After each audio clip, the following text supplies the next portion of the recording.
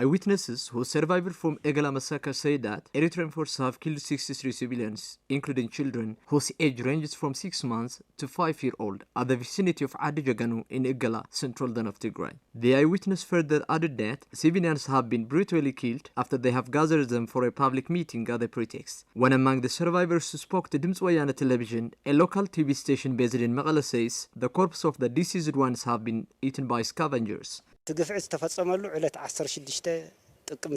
Such atrocity has been committed since 26 October 2022. Eritrean forces have brutally massacred civilians in our district. These forces have killed civilians including from an age of 6 months to 5 years old children and the elderly. I have seen this on my own eyes. Moreover, people were being denied not to bury the dead bodies on time. Therefore, the corpses had been eaten by scavengers. Their bodies have been proudly collected and buried right after 2 weeks. The survivor of the brutal Egela massacre also expressed with a broken heart that, for among the victims of the annihilation who have been killed due to their ethnic adherence were his close relatives.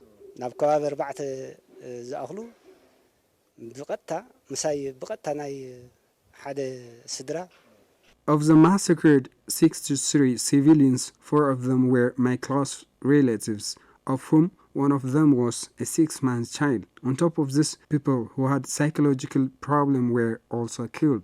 The eyewitness reiterates that Eritrean forces have still continued committing heinous crimes against the civilian population all over Egela district and beyond. He also called on the international community to firmly work for the immediate withdrawal of Eritrean forces in order to prevent the Tigrayan population from a complete extermination.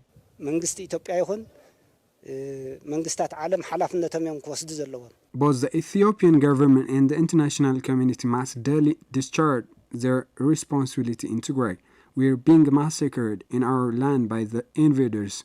Our people are on the verge of extinction. Thus, these forces must be withdrawn as soon as possible. Our people are dispersed into different jungles and caves, suffering from hunger, disease, and cold. The world must open up all its eyes into us. Following the Pretoria Peace Accord, Eritrean forces that have been fighting in support of the Ethiopian Federal Forces were expected to immediately leave Tigray. However, they are still abducting the youth, gang raping women, looting and destructing private and public properties in the areas they have occupied.